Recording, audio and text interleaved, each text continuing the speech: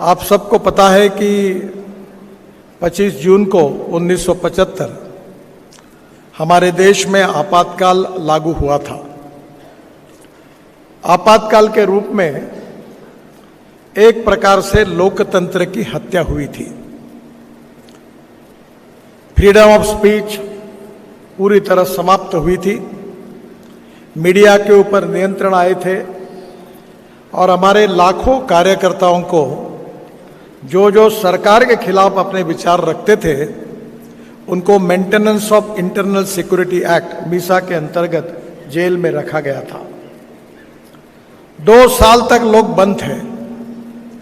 उनका कोई दोष नहीं था, पर स्वाभाविक रूप से अन्याय और अत्याचार के रूप में लोकतंत्र की हत्या करके, संविधान की हत्या करके ये इमरजेंसी आपातकाल इस देश पर थोपा गया था। बंगलौर की विशेषता ये थी कि उस समय बंगलौर के जेल में अटल बिहारी वाजपेयी, लाल कृष्ण आडवाणी जी, जॉर्ज फर्नांडिस जी, सभी उस समय के बड़े बड़े नेता ये बेंगलोर के जेल में बंद थे।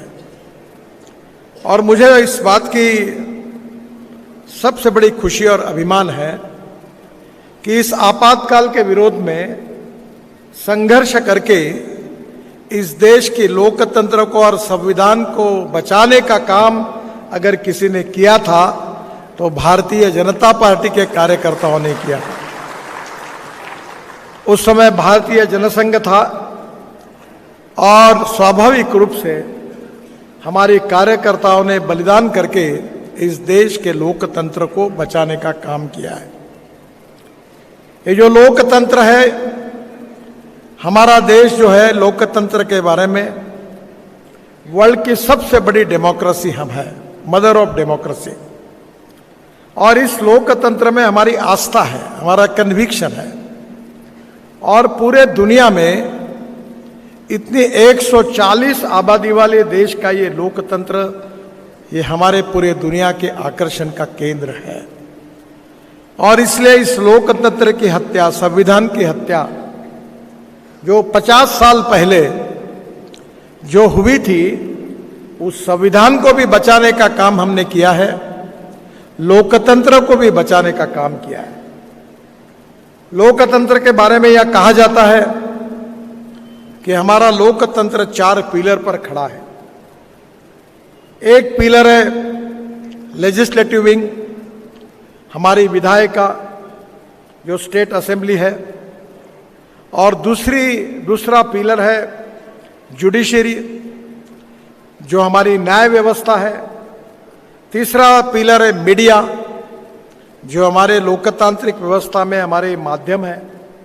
और चौथी बात है एग्जीक्यूटिव विंग जो हमारी ब्यूरोक्रेसी है। ये चारों के बारे में हमारे संविधान में उनकी कार्य, कर्तव्य और जिम्मेदारी के बारे में ठीक प्रकार से लिखा गया है। पर दुर्भाग्यवश जो हमारा संविधान था, जो एक प्रकार से हमारे लोकतंत्र का हार्ट है, उस संविधान को इमरजेंसी के कार्यकाल में तोड़ा गया, मरोड़ा गया। इतना ही नहीं तो विशेष रूप से जो संविधान की दुरुस्तियां उस समय की गई थी, उसने एक प्रकार से लोकतंत्र को समाप्त किया था।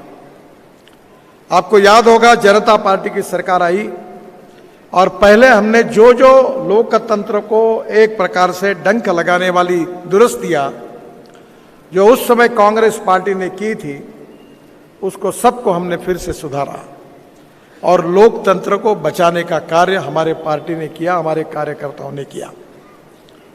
बहनों और भाइयों, ये जो संविधान है, ये संविधान हमारे लिए सर्वोपरि है। पर दुर्भाग्यवश इस चुनाव में यह प्रचार किया गया कि भारतीय जनता पार्टी 400 सीटें इसलिए चाहती है कि 2/3 मेजॉरिटी से वो संविधान को बदलना चाहती है। दलित, पीड़ित, शोषित जो लोग हैं समाज के, जिनको आरक्षण की सुविधा प्राप्त है, वो समाप्त करना चाहती है और बाबा साहेब अंबेडकर जी के संविधान को समाप्त करना चाहती है। जिस पार्टी ने संविधान को तोड़ा, तोड़ मरोड़ कर अपने स्वार्थ के लिए रखा है, उन्होंने हमारे ऊपर झूठे आरोप लगाए। सही अर्थ में अगर आपने इस विषय का अध्ययन किया तो सुप्रीम कोर्ट में केशवानंद भारती की एक केस हुई थी और इस केस में चीफ जस्टिस ऑफ इंडिया और उनके साथ 7 न्यायमूर्ति थे और उन्होंने एक निर्णय दिया है जो आज भी रिकॉर्ड में है। उसमें उन्होंने कहा है कि salient features of the constitution can not be change. संविधान के मूलभूत तत्व कोई भी पार्टी कितनी भी मैच्योरिटी आई तो भी बदल नहीं सकता। मूलभूत तत्व क्या है? लोकतंत्र, समाजवाद, धर्मनिरपेक्षता, freedom of speech, fundamental right, इसको एक्सप्लेन किया गया है लोक अपने संविधान में। और ये जो साइलेंट फीचर्स है ये कभी बदल ही नहीं सकती। जो पार्ट बी है, जो समय समय पर संविधान के जो कलम्स है उसमें दुरुस्ती करने का अधिकार उस समय के सरकार को है। दुर्भाग्य यह है कि हमारे पार्टी ने कभी संविधान को तोड़ मरोड़ने का काम नहीं किया। जिस कांग्रेस पार्टी ने बाबा साहब अंबेडकर जी के संविधान को तोड़ने का काम किया, उसी कांग्रेस पार्टी ने इस चुनाव में अपप्रचार किया कि भारतीय जनता पार्टी संविधान को तोड़ना चाहती है, बदलना चाहती है, लोकतंत्र खतरे में है। जिन लोगों ने लोकतंत्र को समाप्त करने की कोशिश की और देश में डिक्टेटरशिप की शुरुआत करने का प्रयास इंदिरा जी के नेतृत्व में किया था, वही पार्टी हमारे बारे में गलत प्रचार उन्हें किया गया। एक अंग्रेजी में एक कहावत है कि जब कन्विंस नहीं होता है तो कंफ्यूज करने की कोशिश होती है, और जनता को कंफ्यूज करने की एक कोशिश की गई कि यह संविधान बदलने वाली पार्टी है हमारी, हम लोकतंत्र को खत्म करेंगे, हम मीडिया के अधिकारों को खत्म करेंगे, हम जुडिशरी को खत्म करेंगे। एक प्रकार से इस प्रकार का अपप्रचार इस चुनाव में किया गया। मुझे इस बात की खुशी है कि ये पूरा इतिहास, इसको 50 साल हुए हैं। स्वाभाविक रूप से जो नई जनरेशन आई है उनको इस बात का पता नहीं है। मुझे पूरे जीवन में ये बात इसलिए याद है कि 1975 में मैं HSC बोर्ड की परीक्षा का अध्ययन कर रहा था और जब इमरजेंसी लगी तब मैं राष्ट्रीय स्वयंसेवक संघ का स्वयंसेवक था। उस समय टेक्नोलॉजी प्रगत नहीं हुई थी, तो साइकोलोस्टाइल मशीन पर पत्रक निकालने का काम होता था और वो कॉपी लेकर मैं पूरे शहर में एक एक एरिया में पहुंचाने का काम करता था और मेरे घर में एक प्रेस चलाता था। उसका नुकसान ऐसा हुआ कि मेरे परिवार के लोग, घर के लोग मेरे ऊपर बहुत नाराज हुए क्योंकि मैट्रिक की परीक्षा में मुझे 52% मार्क मिला। मेरे घर वालों की इच्छा थी कि मैं इंजीनियर बनना चाहिए, पर मैं इमरजेंसी के खिलाफ जो कार्रवाई चल रही थी उसके साथ उस आंदोलन में जयप्रकाश जी के नेतृत्व में मैंने कार्य शुरू किया। और मेरा दुर्भाग्य ऐसा कि मुझे 52% एग्रीगेट परसेंटेज मिला और इंजीनियरिंग कॉलेज में साइंस ग्रुप में मुझे 49.26% मार्क मिला। तो 50%, अगर प्रोफेशनल कॉलेज में एडमिशन लेनी है इंजीनियरिंग को, बाकी तो नियम ये था कि 50% से ज़्यादा साइंस ग्रुप में मार्क्स चाहिए। मुझे एडमिशन नहीं मिल पाई, मैं इंजीनियर नहीं बन पाया। मेरे घर में काफ़ी नाराज़गी इस बात की थी। आज मुझे इमरजेंसी के खिलाफ काम करने का, जो मैंने काम किया उसका पुरस्कार मिला। अभी तक मुझे 9 डिलीट्स, डॉक्टरेट्स मिली, और अभी तक मैं डॉक्टर नाम नहीं लगा था, और 7 वर्ल्ड रिकॉर्ड हुए। तो कभी कभी मुझे लगता है कि जो होता है वो अच्छे के लिए होता है, पर उस समय को मैं भूल नहीं सकता। उस समय में हमारे कार्यकर्ताओं ने प्रतिकूल परिस्थिति में अन्याय अत्याचार सहन करते हुए ये मीसा के अंदर 2-2 साल बंद रहे। वो घर बर्बाद हुए, वो परिवार बर्बाद हुए, अनेक लोगों का इतना नुकसान हुआ अन्याय हुआ, अत्याचार हुआ, पुलिस ने पिटाई की। मुझे याद है अनेक लोगों ने सत्याग्रह किया। जब पुलिस के खिलाफ आंदोलन करते थे इतनी पिटाई होती थी, इतना मार खाया हमने लाइफ जीवन में कि मैं कुछ दिन पहले नागपुर के जेल में जाने का मौका मुझे मिला। मैं गेस्ट करके गया, नहीं तो आप कहोगे आप जेल में जाने को कैसे, क्या अधिक आपको ये अवसर प्राप्त हुआ। तो मैं जब गया तो मुझे याद था कि हम रात तक ऐसे बैठे थे, फिर कभी तो भी मुलाकात होती थी। जिनका कोई गुनाह नहीं था, जिन्होंने कोई गलत काम नहीं किया था, लोकतंत्र में उनके संवैधानिक अधिकारों का हनन करके उन लोगों को जेल में रखा गया। शायद येदियुरप्पा जी को याद होगा वो समय। और इसलिए बहनों और भाइयों, हमारे पार्टी ने ये संविधान की हत्या जो कांग्रेस पार्टी ने की है, इतिहास जो होता है, इतिहास बहुत महत्वपूर्ण होता है। जो भूतकाल का इतिहास होता है, वर्तमान काल में उसका अध्ययन करके, चिंतन करके भविष्य काल में उसके साथ हमको जाना है, तो इतिहास का अध्ययन बहुत ही आवश्यक है, उसको भूलना नहीं चाहिए। और उसको याद रखकर, इस लोकतंत्र को मजबूत रखकर, संविधान के बारे में हमारी पार्टी की जो श्रद्धा है उसको कायम रखते हुए हमें आने वाले अनेक सालों तक नई पीढ़ियों को यह बताना पड़ेगा कि संविधान के हत्यारे कौन है, लोकतंत्र के हत्यारे कौन है, किसने यह पाप किया है। हमने तो लोकतंत्र को बचाने के लिए संघर्ष किया है, संविधान को बचाने के लिए हमने संघर्ष किया है, और जब तक हमारी पार्टी है हम लोकतंत्र और संविधान की रक्षा पूरी ताकत के साथ करेंगे। ये संदेश हम सबको जनता में देना है। बहनों और भाइयों, हमारी पार्टी की अपनी विशेषता है। हम परिवारवादी पार्टी नहीं है कि हमारे स्वाभाविक रूप से किसी का लड़का लड़की होना गुनाह नहीं है। अगर उसमें कर्तृत्व है तो उसको भी मौका है। पर दुर्भाग्यवश इस देश में पंडित जवाहरलाल नेहरू जी से लेकर अभी राहुल गांधी तक एक परिवार ने कांग्रेस पार्टी के रूप में, एक पारिवारिक पार्टी के रूप में काम किया। और यह काम करते समय इस पार्टी ने देश का बहुत बड़ा नुकसान किया है। 1947 में हमें स्वाधीनता मिली, और 1947 में स्वाधीनता मिलने के बाद आज 75 साल लगभग पूरे हुए। और इस 75 साल में 60 साल इस देश में अनेक राज्यों में काम करने का मौका कांग्रेस पार्टी को मिला। क्या हुआ? कांग्रेस पार्टी ने नारा दिया था गरीबी हटाओ का। कांग्रेस पार्टी ने 20 कलमी 5 कलमी कार्यक्रमों की घोषणा की। गरीबी हटाओ का नारा देते उसके ऊपर चुनाव जीते। गरीबी दूर हुई? नहीं हुई।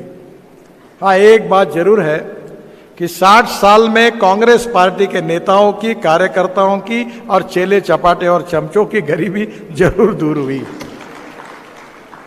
पर कांग्रेस पार्टी ने पूरे देश को खोखला बना दिया।